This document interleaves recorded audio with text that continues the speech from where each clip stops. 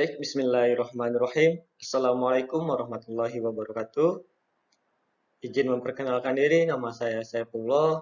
Saya dari Sekolah Tinggi Agama Islam Kiai Haji Abdul Kabir, jurusan Ekonomi Syariah semester 3. Pada video kali ini, saya akan menjelaskan tentang analisis korelasi dan cara uji korelasi PPM dan uji korelasi Spearman Rank. Sebelum saya memulainya, tekan tombol like and subscribe dan komennya di bawah ini.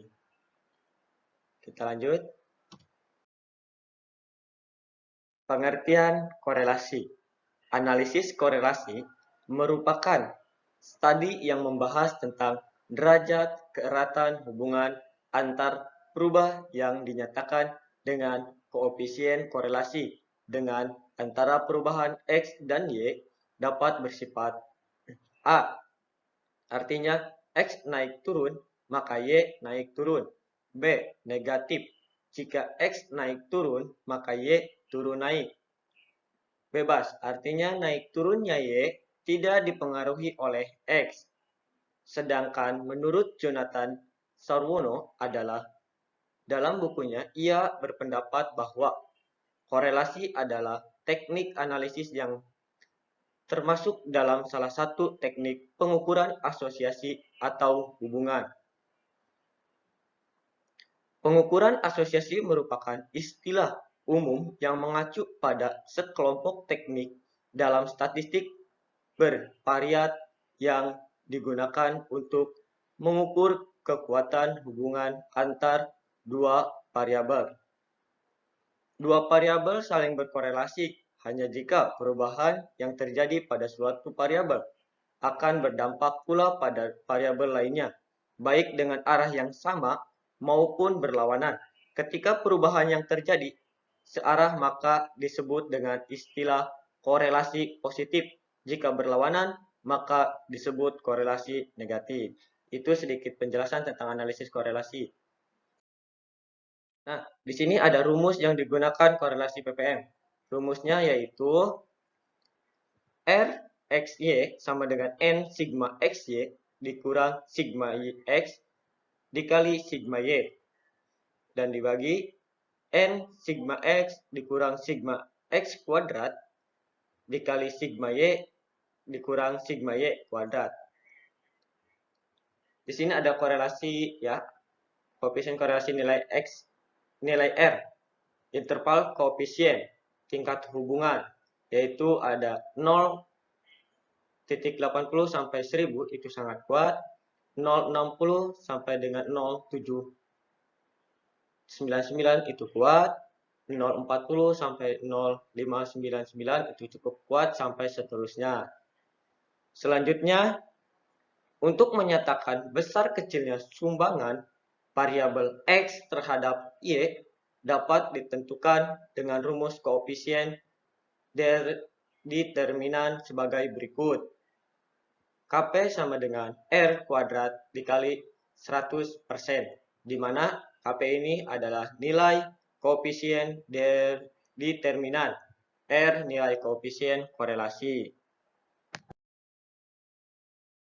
Di sini ada contoh soal yaitu tentang hubungan motivasi dosen dengan kinerja dosen, motivasi belajar ya, dengan kinerja dosen. Motivasi di sini adalah X 60, 70 sampai dengan seterusnya, kinerja Y 450, 475 sampai dengan seterusnya sampai dengan 480.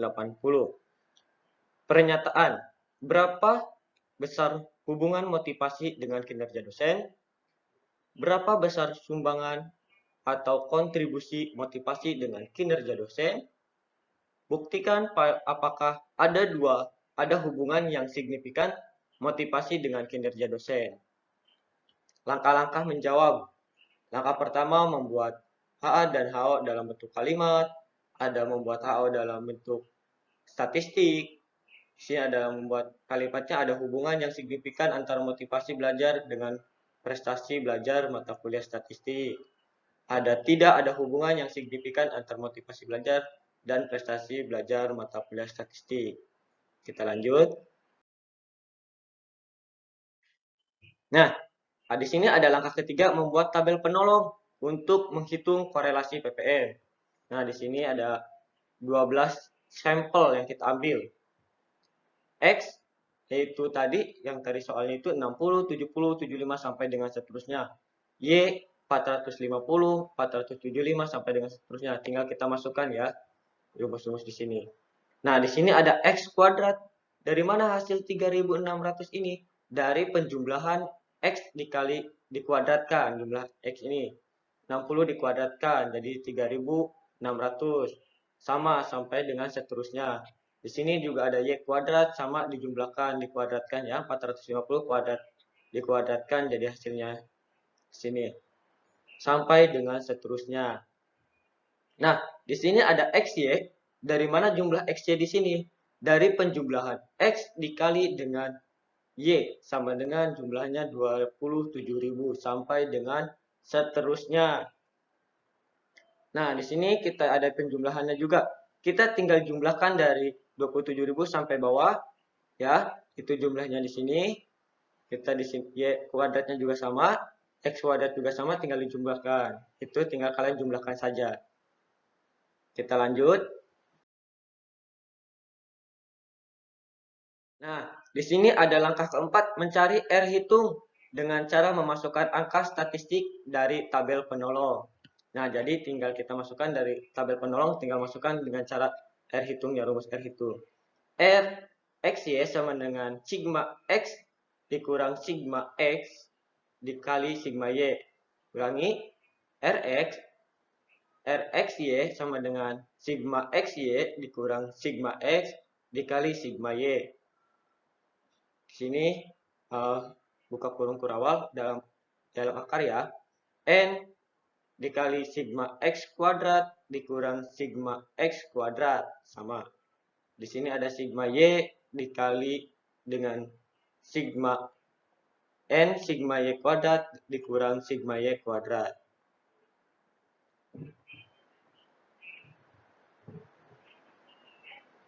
Nah, kita tinggal jumlahkan saja di sini. Rx 12 ini tadi adalah jumlah sampel yang kita ambil, ada 12 sampel ya. Di sini jumlah XY-nya yaitu tadi yang kita ada di tabel penolong. Kita tinggal masukkan saja semuanya di sini. X-nya berapa, jumlah Y-nya berapa, N-nya itu sama dengan itu jumlah sampelnya ya. Yang X kuadratnya juga sama, tinggal kita masukkan saja. Nah, dari mana jumlah ini? Jumlah di sini kita hasil dari penjumlahan di atas. 12 dikali dalam kurung ini dikali ya. 12 dikali 41 dikali di sini. Jadi hasilnya 5.100.900 ya. Ini juga sama, dijumlahkan ini dikali dan baru dikuadratkan. Hasilnya yaitu 4.991.400. Nah, jumlah di sini hasil dari penjumlahan 12 dikali di sini dan dikurang hasil kuadrat di sini. Baru kita masukkan di sini.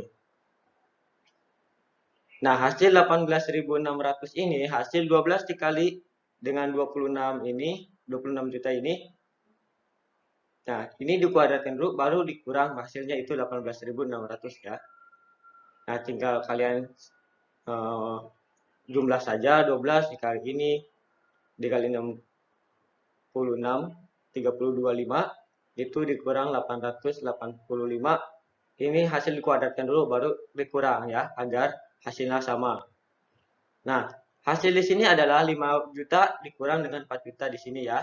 Kita kurang hasilnya itu 10.500. Dan di sini dikalikan 12.675 dikali 18.600 itu hasilnya adalah di sini 15.000 ya. Hasilnya itu adalah 1.535.432. Nah, hasil di sini. Ini hasil setelah diakarkan. Akar di sini, akar jumlah sini ya. Bukan hasil kalikan langsung diturunkan. Jadi, hasil jumlah di sini akarkan dulu akar dari jumlah di sini, akarnya baru turunkan. Nah, setelah itu kita bagi 10.500 dibagi 1 jutanya ya. Hasilnya itu 0,684. Paham ya, di sini kalian tinggal masukkan saja dari rumus di atas dan harus membuat tabel penolong dulu agar kalian mudah untuk mengerjakannya. Kita lanjut.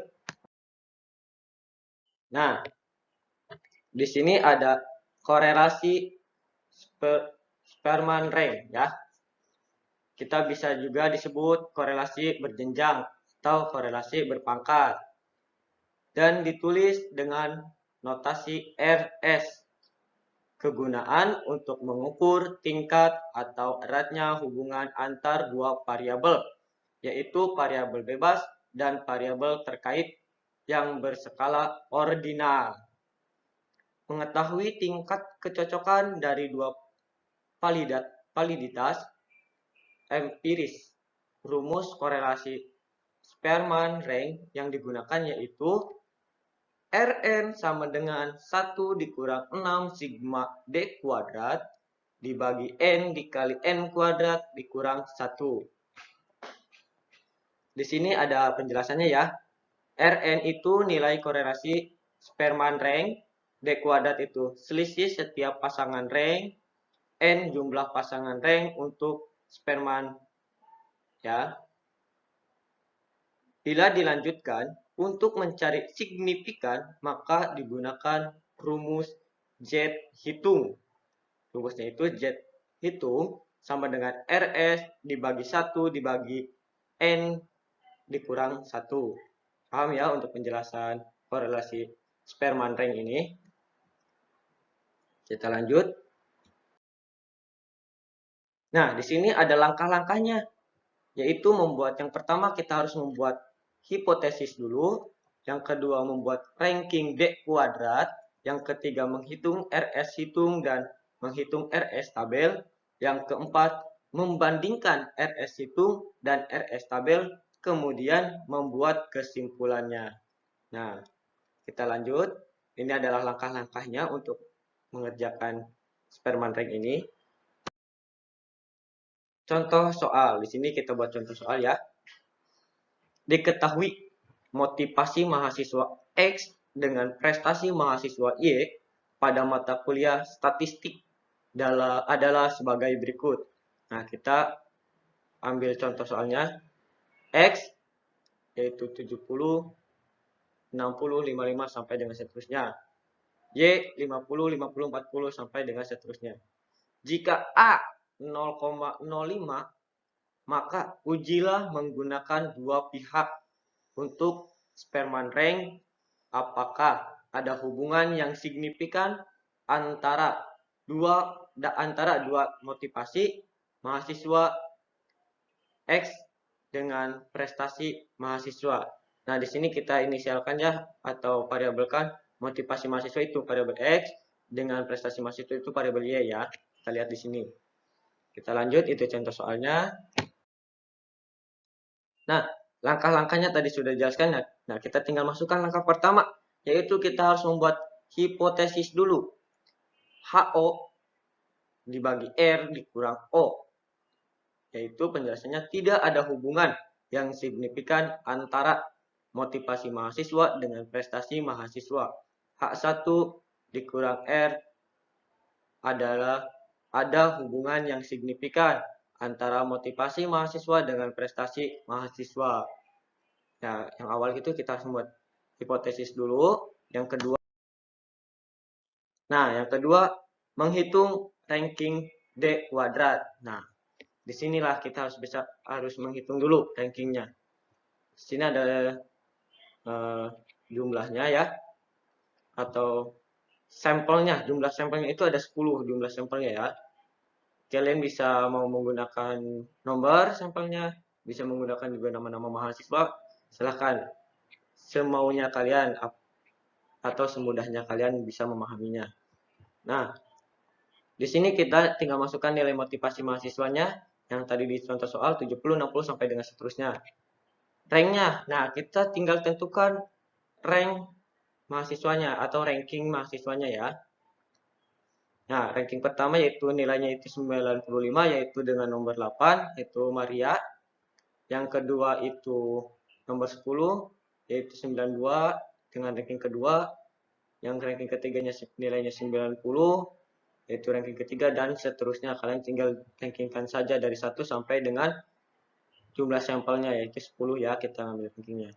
Nah, di sini kita nilai prestasi mahasiswa.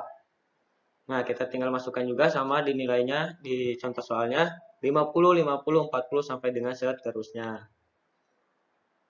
Nah, R atau ranking Y yaitu kita tinggal rankingkan sama.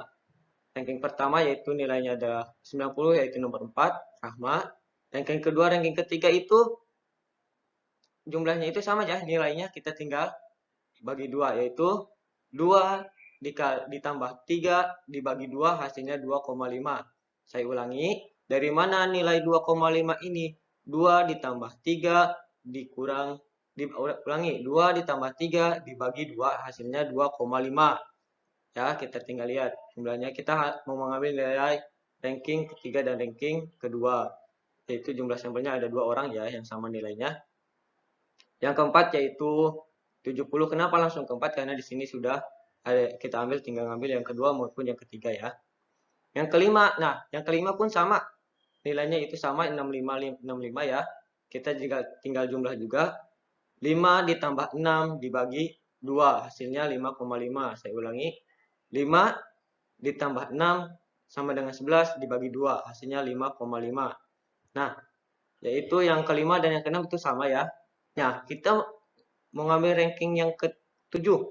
Yang ketujuh, ke-8, ke-9 itu sama ya. Sama nilainya itu 50-50 sama, yaitu 8 ditambah 7 ditambah 9 dibagi 3.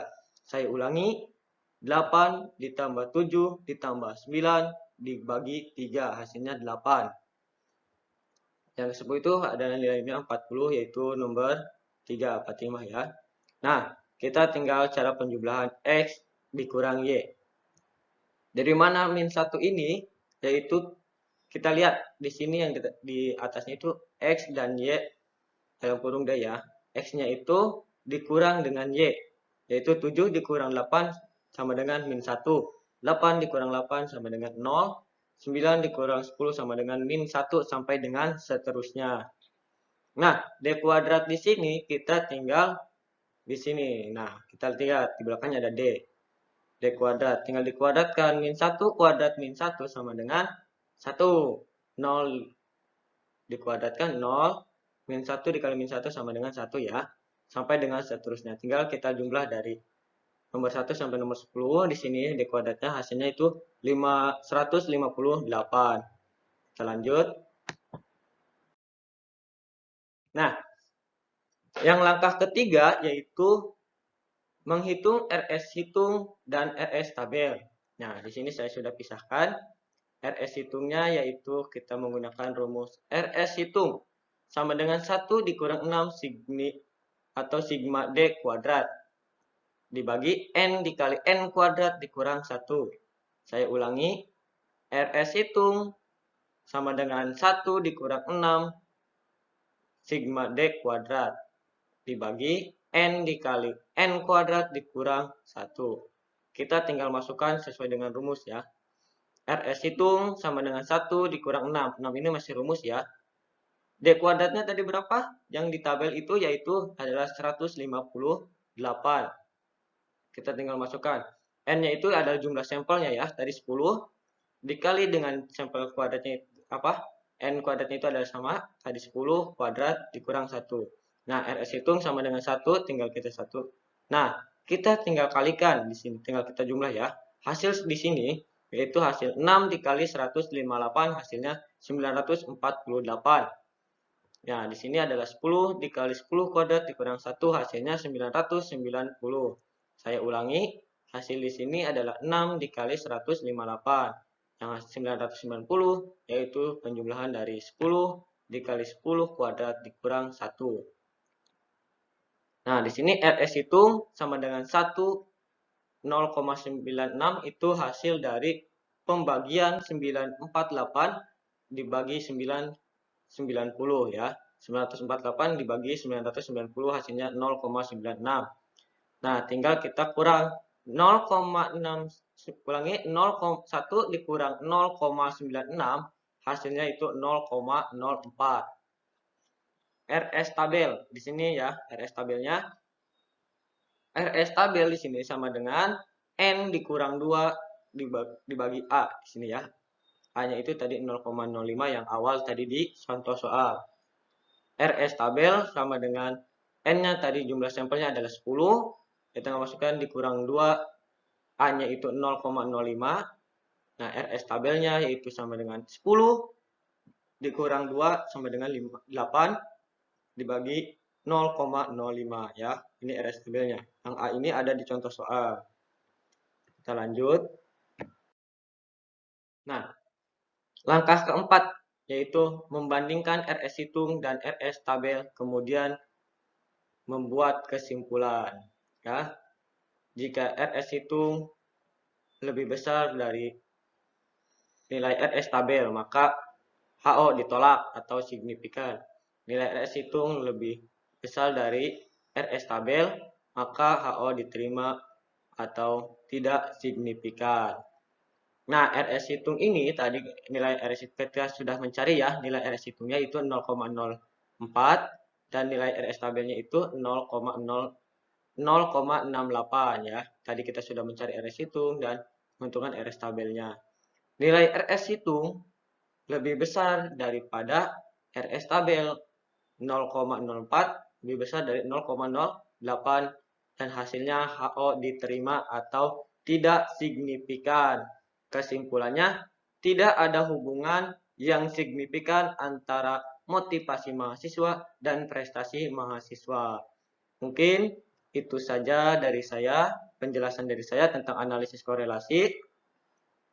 Saya di sini mengambil dua jenis tentang analisis korelasi, yaitu analisis PPM, product moment, atau analisis dengan analisis Superman rank ya. Mohon maaf apabila penjelasan saya kurang jelas atau kurang dipahami karena saya juga masih tahap pembelajaran. Mungkin cukup sekian dari saya. Kurang lebihnya mohon maaf, apabila ada kekurangan mohon dimaafkan. Jangan lupa like dan subscribe. Cukup sekian. Assalamualaikum warahmatullahi wabarakatuh.